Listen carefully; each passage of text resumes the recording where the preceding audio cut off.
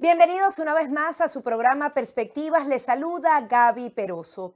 Pareciera que los venezolanos, tanto dentro como fuera del país, coinciden en que se tiene que hacer una nueva mirada, una revisión a la estrategia y cómo se va a manejar el tema venezolano para alcanzar elecciones libres y justas, poder aumentar la calidad de vida del venezolano y tratar de sortear esta grave crisis que ha afectado a esta población por más de 2 décadas. Tengo el privilegio de tener el día de hoy un panel de lujo porque me encuentro con Michael Penfold, quien es profesor, analista, adicionalmente letrado en ciencias políticas del IESA y también de organizaciones como el Wilson Center. Colaboró en un reciente informe muy importante sobre lo que pasa en Venezuela y cómo se debe llevar el proceso de negociación. Asimismo, estoy con William Newman, quien es periodista de amplia experiencia, un periodista americano que vivió por más de 4 años en Venezuela, escribió un libro extraordinario que dibuja una radiografía y que tiene un valor fundamental porque justamente se trata de la visión de un extranjero dentro del país y que adicionalmente ha venido siguiendo de cerca esta realidad. Muchísimas gracias a ambos por estar aquí. Bueno, gracias, Gaby. Un placer. Un placer, Gaby. Sí, comienzo con usted, profesor Penfold, sobre este informe que publica el Wilson Center. De alguna manera organiza una cantidad de ideas que son fundamentales a la hora de ese tema de la negociación. Sabemos que ha sido duro. La última vez que se reunieron no necesariamente negociaron nada, sino que pareciera que ya estaba todo dicho, firmaron, pero a partir de ese momento todo está paralizado. ¿Esta paralización podría afectar el curso normal? Se nos agota el tiempo, el 2024 está a la vuelta de la esquina, están las primarias. Coméntenos un poco con la mirada en lo que fueron estas recomendaciones y el tiempo que ha pasado en este tema de la negociación. ¿En qué punto nos encontramos para que se reinicien entonces esos diálogos? Mira, como bien dices, Gaby, es una negociación frágil que tiene todavía muchos retos para poder avanzar. Creo que indistintamente que todavía no se haya dado, digamos, el reinicio formal de la negociación política y que buena parte del debate hoy está centrado alrededor de este tema del Fondo Social, lo cierto es que han habido avances. Ese acuerdo número 2 del Fondo Social es un acuerdo muy importante que prácticamente establece una manera común de abordar el tema humanitario a través del uso de fondos congelados que tiene Venezuela. Pero el descongelamiento de esos fondos va a tener que hacer una actividad conjunta a través de 2 comisiones que están por crearse, que todavía no han sido formalmente nombrados, y de unos desembolsos que tampoco han llegado. Entonces, estamos en un punto de la negociación donde las partes básicamente se están culpando unas a otras sobre si se ha avanzado o no se ha avanzado con el Fondo Social. Los Estados Unidos, que es donde reposa los recursos, aduce también temas legales que dificultan el desembolso, y tenemos a las Naciones Unidas, que va a ser el garante y el administrador del uso de esos fondos. Yo creo que es natural que estas negociaciones pasen por estos baches, por estas problemáticas. También cada una de las partes está hablándole a su audiencia más dura. Hemos visto al chavismo en varias apariciones públicas recriminar a la oposición y en particular a los Estados Unidos por no hacer los desembolsos, de tratar de pasar una ley contra la sociedad civil venezolana, que es una ley que básicamente cierra el espacio de acción social y civil en el país, pero que de alguna manera queda reposando en la Asamblea Nacional Chavista en una primera discusión, esperando a ver si efectivamente va a entrar en una segunda discusión.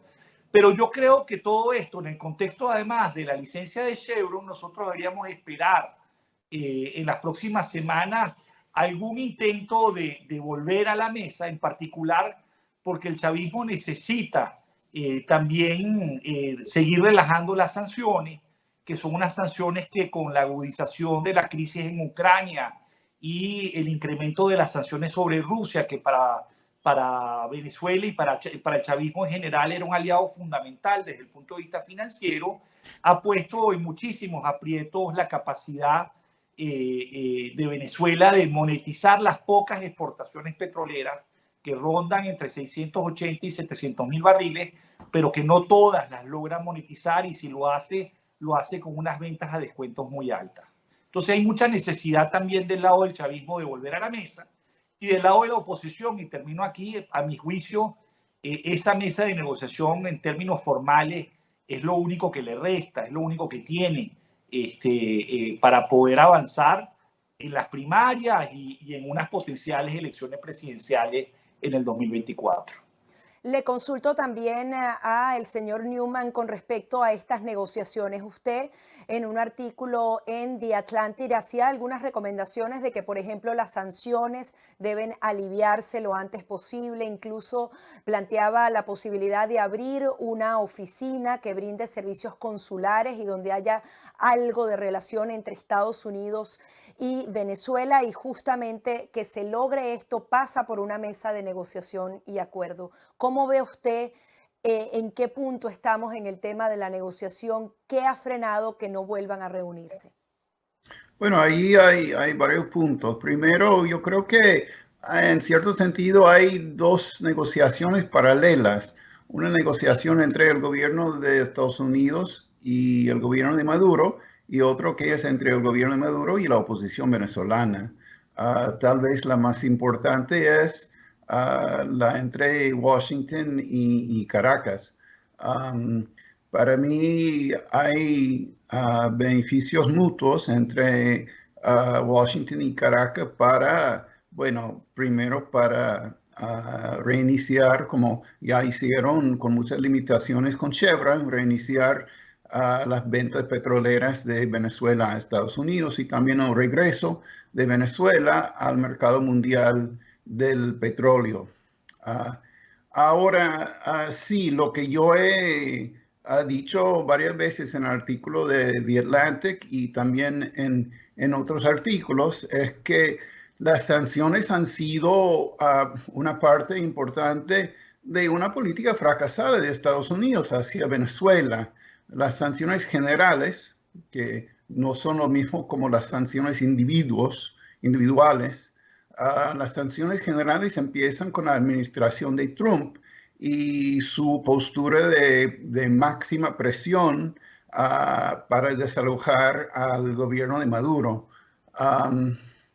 Y hemos visto que esa política de máxima presión no funcionó.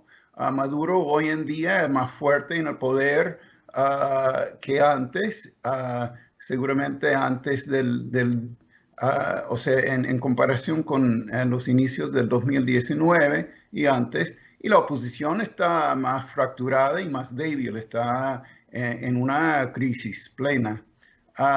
Entonces, la política de Estados Unidos hacia Venezuela ha fracasado, y una parte importante de esa política ha sido las sanciones, que tampoco han tenido ningún éxito en debilitar ni mover al gobierno de Maduro. Ahora, bueno, hay varios factores. Hemos visto hace poco el flujo de miles y miles de venezolanos hacia Estados Unidos, refugiados venezolanos. Eso se ha mermado mucho en los últimos meses, desde que Biden cambió la política migratoria en octubre del año pasado, pero aún así las presiones migratorias son realmente, ese es un flujo de gente que está saliendo del país por razones económicas. Ahora, para mí, lo que necesita Venezuela el año pasado, después de muchos años de contracción, de un colapso absoluto económico, el año pasado vimos un leve crecimiento económico que parece que en este momento está muy frágil. pero lo que necesita el país es crecer económicamente. Y si crece, ojalá se creen las condiciones para que alguna parte de esos millones y millones de venezolanos que salieron del país regresen. Ahora, las sanciones de Estados Unidos, que claramente no eran la causa del colapso ni de la crisis económica de Venezuela, aún así han contribuido a profundizar la crisis económica, y en este momento de crecimiento es un freno importante sobre ese crecimiento. Y entonces lo que yo he dicho es que una cosa que podría hacer el gobierno de Biden es quitar sanciones o aliviar sanciones para ayudar que crezca la economía económica. Hay mucha gente que dice que no se puede hacer porque hay que mantener las sanciones como presión en las negociaciones, pero para mí mantener una política fracasada no tiene mucho sentido. Y para mí la esperanza sería que con un crecimiento real en Venezuela se pueden regresar una cantidad de gente que salió, y eso podría también influir sobre la política interna del país, porque la gente va a estar ahí para votar en unas primarias en octubre de este año o en las elecciones generales del año que viene. Sí, profesor Penfold, quería justamente también su opinión con respecto a este tema de las sanciones. Si realmente cuándo y cómo deberían levantarse. Incluso hay algunos análisis que se han venido haciendo sobre las sanciones que se le han colocado a Rusia, porque precisamente esta semana se cumple un año. Dicen que tampoco son efectivos, que ya tienen una cantidad de mecanismos muy efectivos para poder evadirlas. Dicen que el golpe fue apenas del 17% a sus ingresos en las exportaciones, pero se hizo con más dinero en efectivo. Vladimir Putin, hay todo un entramado que le ha funcionado a Venezuela, le funciona actualmente a Rusia y también a países como Irán. ¿Cómo ve usted el tema de las sanciones versus el tema de la mesa de negociación? ¿Cuándo y cómo deben levantarse y tratarse este tema tan fundamental?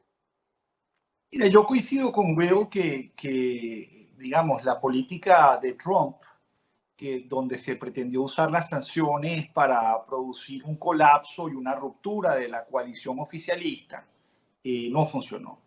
Pero también es cierto que el cambio de la política de Biden, que fue empezar a utilizar la promesa de relajar sanciones a cambio de adentrarse en un proceso de negociación, y el principal reflejo de eso es lo de Chevron y la licencia especial que le permite volver a exportar al mercado de los Estados Unidos, que por cierto en el mes de enero exportó prácticamente 100.000 barriles que por primera vez en 4 años estaban entrando a los Estados Unidos, y que PDVSA puede cobrar a través de ese acuerdo, básicamente no en dólares, sino en bolívares, toda la parte impositiva de esas exportaciones, le da cierto flujo que no tenía.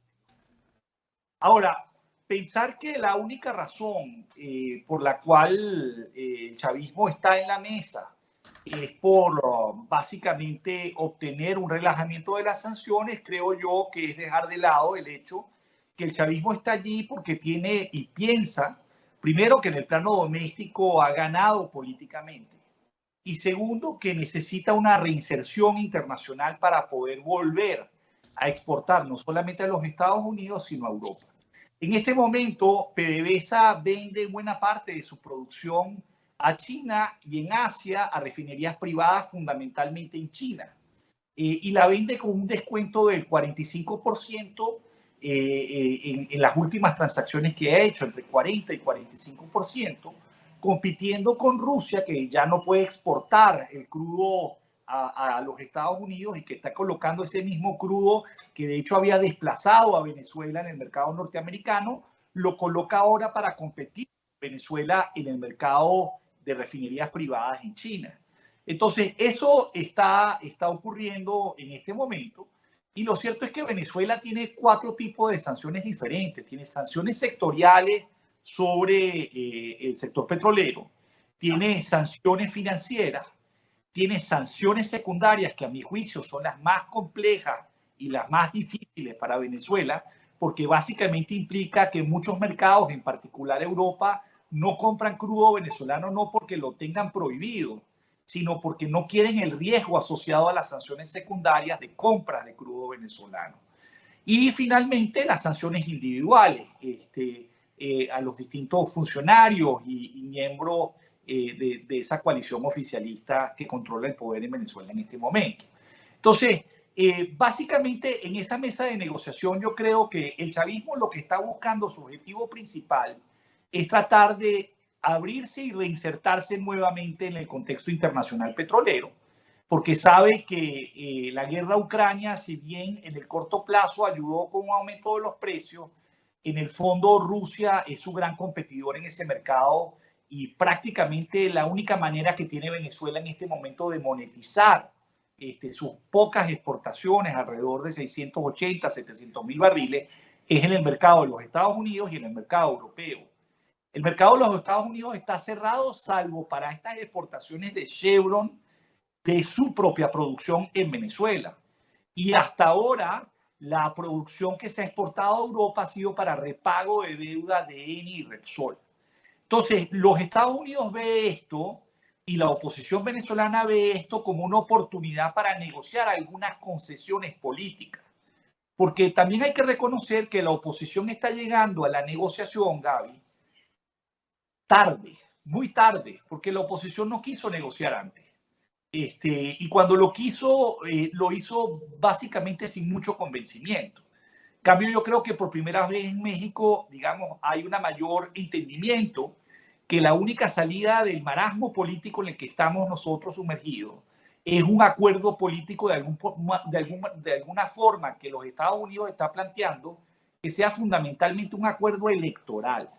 Y eso es lo que hasta ahora todavía no hemos entrado a discutir, porque hasta ahora hemos discutido básicamente el tema del relajamiento de las sanciones, del uso de los fondos congelados con el objetivo de incrementar el gasto social para atender la crisis humanitaria en Venezuela, pero todavía no hemos entrado en la agenda sustantiva, que yo creo que es, digamos, el próximo paso, pero es natural que también el chavismo no quiera entrar a esa conversación de manera condicionada y los Estados Unidos tampoco se quieran mostrar muy generoso porque ya ellos piensan que lo han sido en demasía, han de alguna manera hecho concesiones a Maduro con el tema de su sobrino, ha hecho concesiones con el tema de Chevron a partir del acuerdo social que se hizo en noviembre del año pasado, y los americanos quieren entonces mostrar que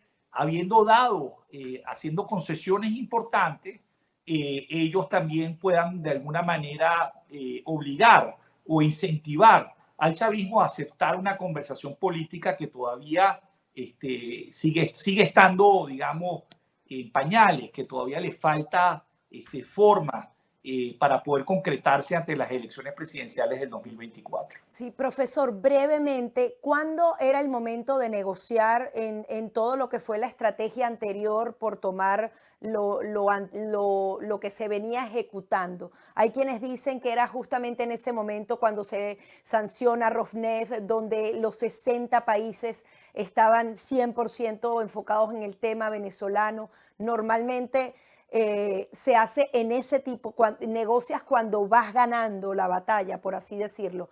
¿Cree que Nicolás Maduro hubiese ido a una negociación y ese hubiese sido un punto mucho más interesante para la plataforma unitaria o para la oposición en general? Si lo puede hacer brevemente para pasar al tema económico. Sí, corto, yo creo que el momento era el 2019. Se estaba negociando en Barbados, Oslo. Había avances muy concretos en la agenda de discusión. Según los mismos negociadores, prácticamente 70% de la agenda estaba acordada. Y era una agenda que, digamos, fue un proceso que colapsó, resultado de por dos razones, Gaby, muy sencillas. La primera era porque el ala más radical de la oposición nunca creyó en ese proceso de negociación, creía más bien en radicalizarse mucho más a través del TIAR en buscar una salida de fuerza que nunca llegó, en continuar aislando internacionalmente a Venezuela e incluso incrementar una ola de sanciones que ya de por sí era muy grande, que es lo que acaba de describir Hugo. Entonces, para mí, el hecho que en medio de esas negociaciones Bolton activara las sanciones secundarias en medio de ese proceso en agosto del 2019, le dio la perfecta excusa al chavismo para suspender las negociaciones, unas negociaciones que después Guaidó suspendió oficialmente para darle paso ya no a la presidencia interina, sino a esta especie de gobierno interino que asumía, digamos, control y uso de los activos que estaban congelados en el exterior. Entonces yo creo que en ese momento esa negociación tal como iba, había que mantenerla. Bueno, pero las cosas no sucedieron así, sucedieron como sucedieron. Ahora estamos en esta, digamos, segunda etapa, tercera etapa de esa misma negociación con Noruega como mediador, y lo que hay es que tener paciencia estratégica, entender bien qué es lo que estás negociando, que para mí es una reinserción electoral en Venezuela, que todavía requiere muchos detalles y esfuerzo, y sin el cual yo creo que incluso implementar temas como las primarias, que estamos viendo como gran tema de debate en Venezuela, va a ser difícil de hacer sin un acuerdo claro en Ciudad de México. Sí, ese tema de las primarias también lo quiero abordar, pero tenía primero el tema económico. Quería hacerlo desde dos puntos de vista, dependiendo entonces de la experticia de cada uno. Señor Newman, usted ha estado activo en el tema venezolano durante una década, si no me equivoco. Desde 2012 vivió en Venezuela y pudo ver todo lo que fue esa evolución de una bonanza mal administrada a una caída estrepitosa, y ha venido siguiendo este tema muy de cerca. ¿Cuál es su evaluación de la economía en Venezuela? De la economía en Venezuela en este momento, o hablando de ese proceso a Bueno, través el proceso y lo que está ahora, porque entendiendo el proceso también nos da la mirada a futuro, ¿no? Sí, bueno, varias cosas. Primero, yo creo que yo como periodista, lo que yo siempre he intentado hacer, igual cuando yo trabajaba como corresponsal del New York Times en Venezuela, y también con el libro que publiqué el año pasado sobre la crisis en Venezuela, para mí ha sido siempre importante mantener el enfoque sobre a las personas, las familias, la gente afectada, la señora en Petare con su familia que está sufriendo la crisis económica y la violencia de las bandas, una gente en Maracaibo que sufrió cuando los saqueos después de los apagones del 2019. Entonces tenemos que mantener siempre el enfoque sobre esa gente. Una cosa, y o sea, también tenemos que, y tiene valor hablar de datos y macroeconomía, pero lo más importante es entender cómo eso afecta a la gente. Y bueno, y es a través de eso que yo puedo seguir los cambios en Venezuela. Cuando yo estaba haciendo mis investigaciones en el 2019, cuando empecé a trabajar en el libro, yo estuve en Petare y hice varias entrevistas con una familia, con una señora que vive en José Félix y que tiene alrededor de 7 hijos, y el más pequeño de los hijos de ella, un niño que tenía en ese momento 3 años, se le estaban cayendo los dientes, se le estaban, ¿cómo se llama? Se ponen negros los dientes y se caen por falta de calcio en la dieta. Y esa familia en ese momento casi no estaba comiendo, o sea, comía una vez al día, y no comía vegetales ni leche ni nada de eso, y estaba sufriendo mucho. Yo he seguido a esa familia a través de estos años. Yo he visto los cambios económicos reflejados en la vida de ellos. Ahora, esa señora ha podido mejorar su situación gracias a la dolarización en Venezuela y las leves mejoras que han habido en la economía. Y ella a veces gana hasta $300 al mes haciendo reparación de utensilios domésticos, refrigeradores, teléfonos celulares, cosiendo. Es muy emprendedora la señora. Y yo he visto a esa familia mejorando su situación a la par a las mejoras en la economía venezolana. El crecimiento del año pasado realmente se debe en gran parte a la alza del precio del petróleo, según yo entiendo. Otro caso en Maracaibo, por ejemplo, yo estaba en Maracaibo en noviembre y me reuní con una mujer que yo entrevisté por primera vez en el 2019, y en ese momento esa mujer pesaba, yo creo que eran, bueno, 100 libras, ahora no me acuerdo Sí, en 45, 47 kilos más o menos, imagínese. bueno, ella subió a 5 o 10 kilos de peso en estos años. Y bueno, eso es una cosa a lo mejor muy anecdótica, pero eso es la experiencia de la gente.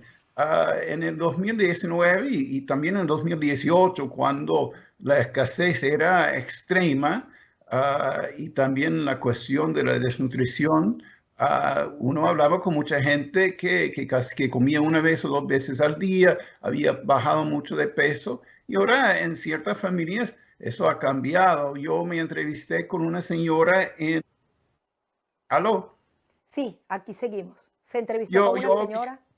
yo me entrevisté con una señora en Maracaibo, en una zona popular. Yo fui a una tienda de pinturas y hablé con esa señora y eso fue en noviembre y ella estaba comprando un cuarto de galón de pintura verde. Y ella me contó que la semana anterior había comprado un cuarto de galón de pintura blanca y que ella iba a pintar su casa por primera vez en años con esa tradición que tienen ustedes los venezolanos de pintar la casa en diciembre. Ujú.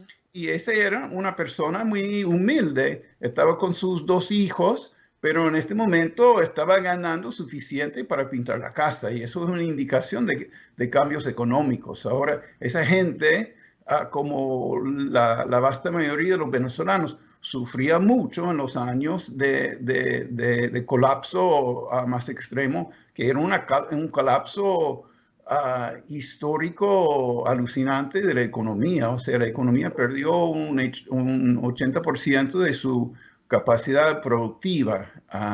sí. Y entonces, bueno, es a través de esas cosas que yo mido mejor realmente la economía venezolana, que eso también se refleja en los datos de los economistas. Sí, profesor Penfold, quería justamente que nos ayudara a entender a nosotros como periodistas el tema económico, porque vimos cierta mejoría el año pasado, ahora las cosas no vislumbran tan bien, pero adicionalmente se habla de burbujas, no es una prosperidad extendida y estamos hablando de una economía que estaba en el subsuelo que comienza a tener visos de respirar. ¿Qué ha pasado? ¿Que mejoró mucho? ¿Se estancó? ¿Y qué podría venir para el 2023 y el 2024?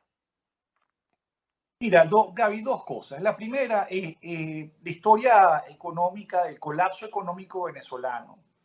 Es la historia del colapso más grande que ha vivido toda América Latina en su historia más reciente. ¿Okay? O sea, fue un proceso de destrucción impresionante, como no lo ha vivido ningún país, salvo que estés en una guerra civil, que no era el caso venezolano, ¿no? Lo segundo es la ola migratoria más grande que también ha vivido el hemisferio occidental en su historia moderna. Entonces son dos puntos importantes. Lo que tú tienes es una mejora porque vienes de un punto extremadamente bajo, de un país que llegó a producir en su peor momento 350.000 barriles y que a principios del año pasado, del 2022, había recuperado a 680, 700.000 barriles. Entonces, buena parte de esa recuperación económica que vimos el año pasado tiene que ver con un incremento de los flujos de exportación a Venezuela que vino acompañado también de la eliminación del control cambiario, de la eliminación de los controles de precios y de permitirle al sector privado que fueran ellos los que empezaran a importar directamente y solventar el problema de abastecimiento en Venezuela. Todo eso en un país además que venía de vivir la segunda hiperinflación más larga de la historia latinoamericana. ¿Sí?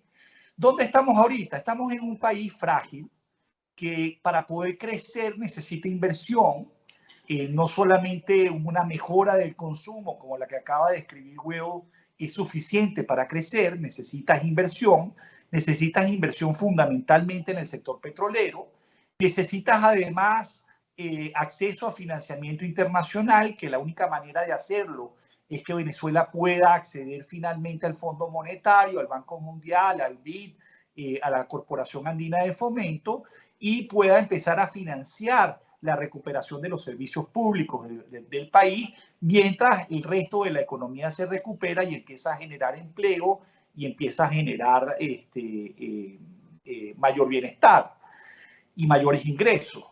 Pero todo esto ha venido acompañado, y yo quiero resaltar esto, que si bien en el 2022 sí vimos una mejora, es indudable eso, también estamos viendo un país tremendamente desigual. Porque si bien hay un proceso de dolarización informal, no todos los sectores del país acceden a esos dólares. Vemos que el sector público, por ejemplo, los que están empleados en el sector público no pueden acceder a ello. Y si tú analizas las últimas olas de migración venezolana, esas que van por el Darién, son fundamentalmente empleados públicos los que están emigrando, ¿no? Porque hay una gran desigualdad en el acceso a una economía que todavía no logra recuperarse porque su producción petrolera permanece estancada en este momento. Entonces, ¿por qué hay tanta atención sobre lo de Chevron? Bueno, porque sobre lo de Chevron podría ser una ventana que se abre para que Venezuela vuelva a los mercados occidentales y poder entonces monetizar mejor sus exportaciones y que pueda haber una reinversión, en este caso, a través de las utilidades que generan esos mismos flujos de exportación que permitan incrementar marginalmente la producción.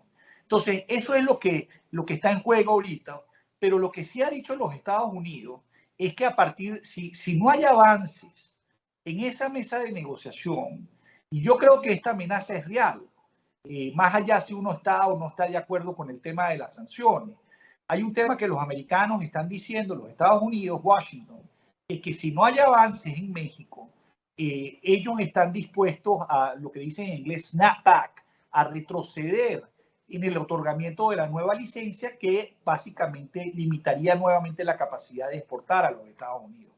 Entonces, obviamente todo esto son partes del esfuerzo de negociación, de su poder de negociación. Los chavistas también han demostrado que tienen capacidad para resistir en el poder, aún en las peores condiciones económicas, y eso también es cierto. Y vamos a ver entonces dónde se encamina esto de aquí a junio para ver si hay algunos avances sustantivos que permitan ir también avanzando en el acceso de Venezuela a esos mercados, en el acceso también de las operadoras internacionales a poder producir y exportar no solamente a los Estados Unidos, sino a Europa, por ejemplo, y que permita eso venir acompañado de avances en lo político. Todo eso es incierto hoy, Gaby.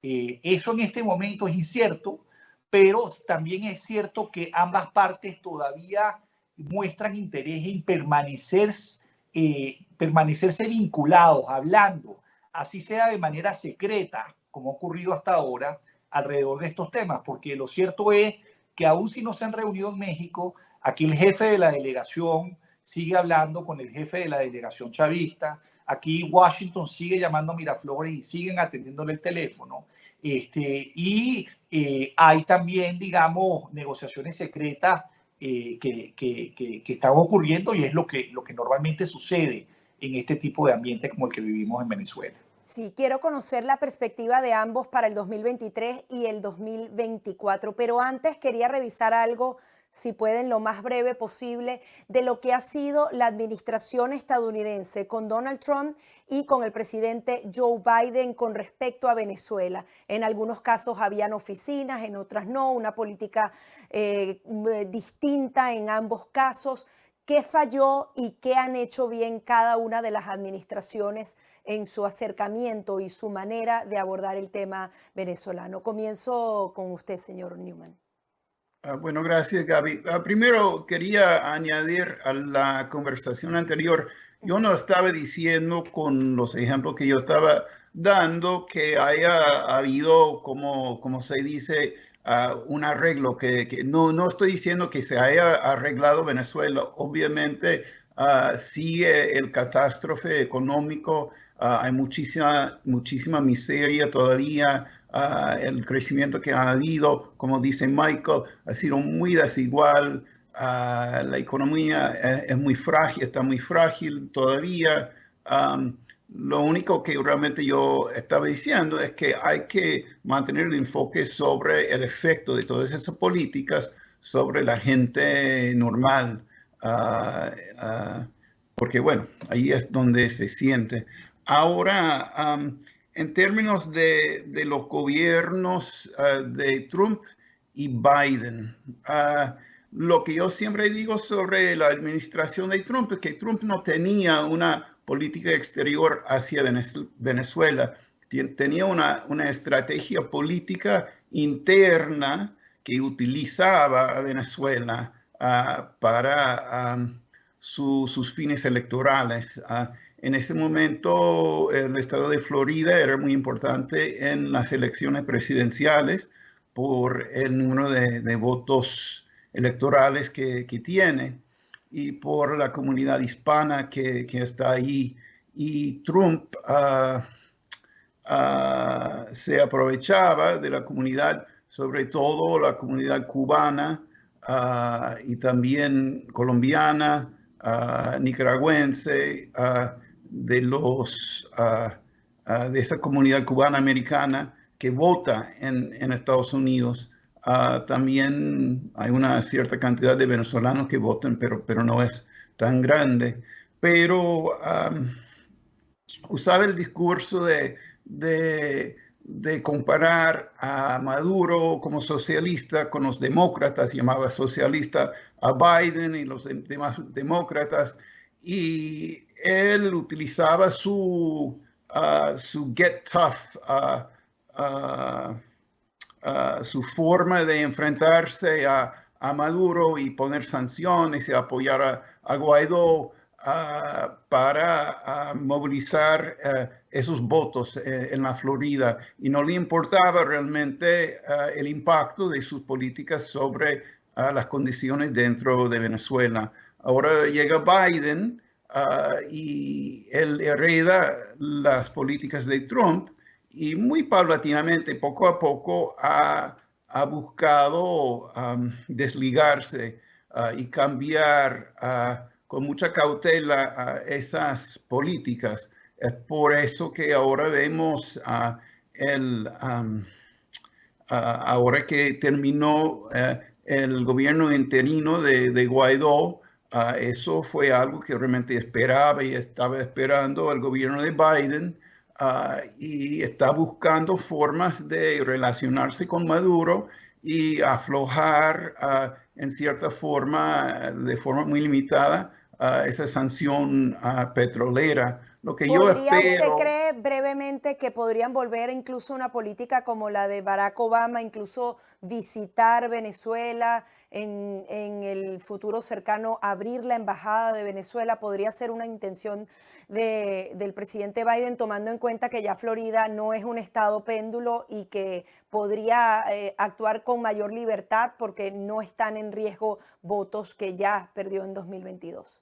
Bueno, es que una visita de Biden a Venezuela no, es imposible. Pero alguna forma de restablecer bueno, ya hay una conversación, o sea, ya hay relaciones diplomáticas entre los dos países, aunque informales. Entonces, una formalización de eso en de cierta forma limitada, sí, es posible. Y lo que yo espero en lo que llamamos las negociaciones de México es algún acuerdo entre el gobierno de Biden y el gobierno de Maduro para lograr unas concesiones bastante limitadas sobre el ámbito electoral, por ejemplo, un calendario electoral, la rehabilitación de ciertos líderes políticos, la liberación de presos políticos, en cambio de alguna acción todavía limitada sobre las sanciones, sobre todo en el ámbito petrolero. Profesor Penfold, su visión sobre ambas administraciones y cómo han abordado el tema venezolano. Yo coincido con Will en el análisis de la política exterior de los Estados Unidos hacia Venezuela bajo Trump. No quiero añadir mucho más. Yo creo que en el caso de Biden han habido dos cambios, uno voluntario y otro menos voluntario, ¿no? Prácticamente forzado. El primero fue entender que las sanciones no sirven simplemente como castigos, que tú puedes amenazar y utilizar esas sanciones, pero eso no necesariamente va a llevar un cambio político por sí solo. Y creo que entendieron que las sanciones son incentivos y que son incentivos que en la medida en que realmente estén sobre la mesa pueden generar espacios para negociar. Pero también creo que es iluso pensar que tú vas a poder utilizar las sanciones para obtener en una negociación exactamente lo que quieres, es decir, para condicionar los resultados de la negociación. Y yo veo que los Estados Unidos todavía comete ese tipo de error. Los Estados Unidos no ha avanzado más rápido, creo yo, porque en el fondo está restringido por el Senado de los Estados Unidos, donde el tema venezolano es un tema relevante en la Comisión de Política Exterior, no solamente entre los republicanos, sino también entre los demócratas. Y la razón, y eso le ha impedido adaptarse a una nueva realidad regional, donde la izquierda ha venido ganando espacio en Brasil, ha venido ganando espacio en Colombia, en México, en Chile, en Argentina, y que de alguna manera, sobre todo el triunfo de Petro en Colombia, ha obligado a los Estados Unidos a buscar una política exterior, digamos, diferente en el caso venezolano, en el cual pareciera que Colombia lo está acompañando con dos puntos. Uno, la necesidad de una salida electoral que debe ser negociada y acordada, y en segundo lugar, la necesidad de abordar el tema de violaciones de derechos humanos, que Petro lo ha pedido abiertamente, pidiéndole a Venezuela que se reincorpore nuevamente al sistema interamericano de derechos humanos. Entonces, los Estados Unidos han venido siendo muy reactivos frente a esa nueva realidad latinoamericana. Y lo digo porque pensar que el chavismo no tiene alternativa a Ciudad de México, es decir, que no tiene otras opciones para tratar de acomodarse internacionalmente en un contexto que le es más favorable que el que tenía hace 3 o 4 años atrás, también es muy ilusorio. Entonces, yo tengo la percepción, por ejemplo, que los Estados Unidos hoy no es parte formal de la negociación en Ciudad de México. Yo creo que debería hacerlo, porque actúa como que si lo fuera. Y creo que eso limita mucho la capacidad del proceso de negociación de poder avanzar, porque siempre está intermediado por el tema norteamericano. Culmino con algo que me parece evidente. Que Venezuela tenga más vuelos directos entre Caracas y Miami no va a afectar en nada esa negociación ni va a determinar políticamente qué va a suceder en Venezuela, pero sí facilita muchísimo la vida de venezolanos que tienen sus familias en el exterior. Hoy volar a Colombia, si hayan abierto algunos vuelos muy puntuales, sigue siendo complicado para cualquier venezolano. Sacarse una visa para viajar a los Estados Unidos se ha vuelto realmente una proeza mundial. Tienes que pedir cita en Portugal, o a veces pide citas en Argentina o en Brasil o en Sudáfrica, cuando debería haber un consulado como hay en países que tienen condiciones políticas parecidas a la de Venezuela, como en Nicaragua o en Cuba, donde puedes procesar ese tipo de permisos para viajar.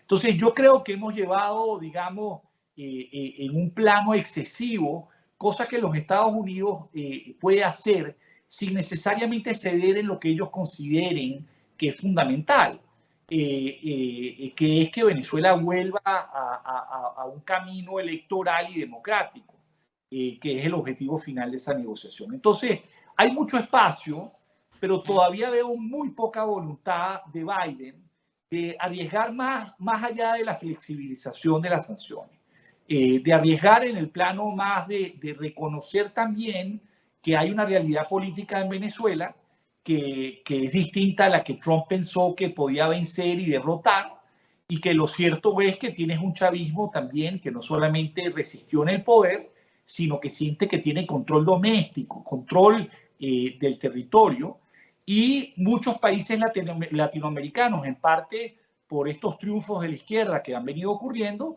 empiezan a reconocer también esa realidad. Porque lo cierto es que el tema venezolano se ha vuelto también un problema para muchos en la región. Gaby, termino con esto. Es difícil avanzar en una agenda regional donde Venezuela sigue siendo siempre el tema en cada reunión del presidente de los Estados Unidos con los presidentes de la región. Acaba de ir Lula a Washington, obviamente el tema venezolano estaba sobre la mesa. Petro va a Washington, el tema venezolano está sobre la mesa. Biden visita México, el tema venezolano aparece, lo cual es importantísimo, pero ya llevamos varios años en este proceso y Venezuela requiere una resolución, digamos, que va a requerir la colaboración de todas las partes, o sea, de los Estados Unidos, del chavismo y también de la oposición venezolana. Sí, me encantaría seguir conversando con ambos, sin embargo sé que sus agendas son bastante apretadas. Quería sus conclusiones finales sobre el otro actor en esta mesa, que es precisamente la oposición venezolana, la plataforma unitaria. Vienen primarias, se están preparando para esas elecciones, son primarias a ciegas, no sabemos si se van a poder planificar o no en una mesa de negociación. ¿Qué ven de este proceso? ¿Qué rescatan y qué le podrían recomendar a esa oposición con miras a estas dos elecciones? Comienzo con usted, señor Newman. Bueno, yo la verdad es que yo quiero escuchar lo que tiene que decir Michael, porque él está ahí en Venezuela y yo en este momento no, pero obviamente las primarias son muy importantes. La oposición ha decidido que la mejor forma de unirse y escoger un candidato único es a través de las primarias, porque sencillamente no hay un consenso interno para hacerlo, pero aún así es un proceso arriesgado. Puede salir un candidato que no termina, o sea, un candidato con un bajo porcentaje del voto total, que no termine consiguiendo el apoyo de los otros partidos de la oposición. Y después viene el 2024 con mucha incertidumbre, que ya no existe, todavía no existe un calendario electoral. Entonces hay mucho que no sabemos en este momento. Sí, ni calendario ni tampoco registro electoral, tanto dentro como fuera, que sea confiable y que realmente nos cuente en cada lugar. Adelante, profesor. Mira, Gaby, yo creo que la oposición llega a las primarias en un momento de alta fragmentación, con una crisis de representación política importante, con un hartazgo de los partidos políticos, más que de los políticos, de los partidos políticos, y de su incapacidad de coordinarse estratégicamente alrededor de una salida razonable que permita avanzar en un cambio, que es lo que todos quieren en Venezuela.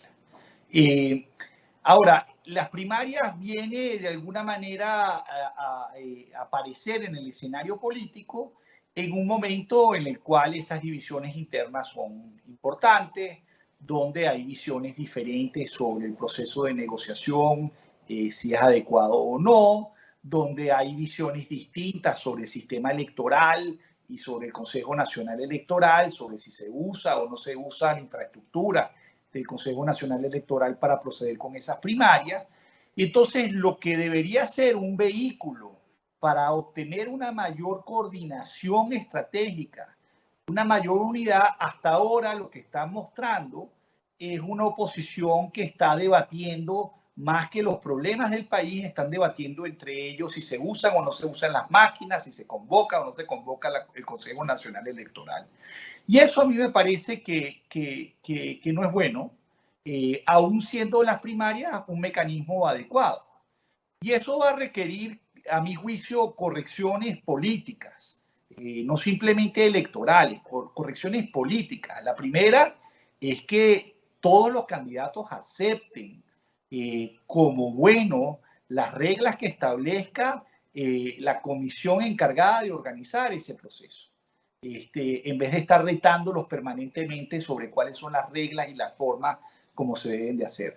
En segundo lugar, yo creo que esa comisión tiene que ayudar a los candidatos a elevar el debate, porque es que el debate no puede ser básicamente sobre quién tiene la culpa, sino cuál es la salida y la propuesta concreta para los venezolanos para poder salir de un marasmo social que Will acaba de describir perfectamente bien, en el sentido que es además un proceso que está mutando, pero que sigue siendo el de un país tremendamente vulnerable y donde los salarios siguen siendo, sobre todo en el sector público, salarios bajísimos.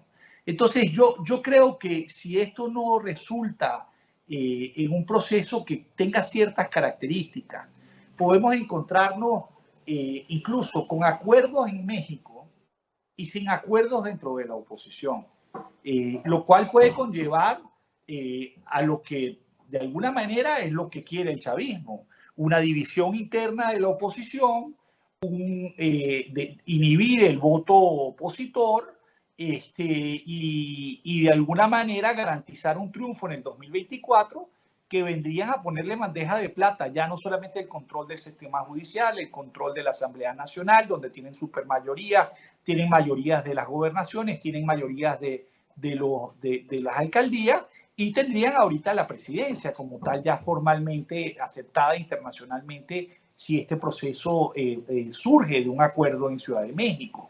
Entonces, Ciudad de México es, a mi juicio, un elemento, pero el tema fundamental es este proceso de coordinación interna de la oposición, sin el cual, vamos a poner en bandeja de plata exactamente lo que quiere el chavismo, que es ganar con la primera minoría. Y déjame decirte algo, Gaby, no sería primera vez que eso ocurre. Eso pasó aquí en el año en que Caldera ganó las elecciones presidenciales con menos del 30% de la votación. Eso pasó en los años 60 también, donde Acción Democrática y Leoni ganaron con una gran fragmentación del resto de la oposición venezolana. Entonces no sería en un país donde no hay segunda vuelta, este proceso de coordinación previa es fundamental. Sin eso, a mi juicio, en el 2024 cualquier triunfo está seriamente en riesgo. Qué realidad tan compleja, y gracias por estas conclusiones que nos esclarecen el camino, aunque realmente es impredecible. Gracias a ambos. Saludos. Gracias, Gaby. Sí, era el corresponsal internacional, periodista de amplia trayectoria y también autor del libro de No se está mal hasta que se sabe que se puede estar peor. No es una traducción exacta, pero un libro de verdad que recomiendo leer porque dibuja muy bien la realidad venezolana. Él es William Newman, también fue corresponsal del New York Times dentro de Venezuela, y también el profesor de IESA, fellow del Williams Center, el profesor Michael Pendloff. Hasta aquí nuestro programa Perspectiva.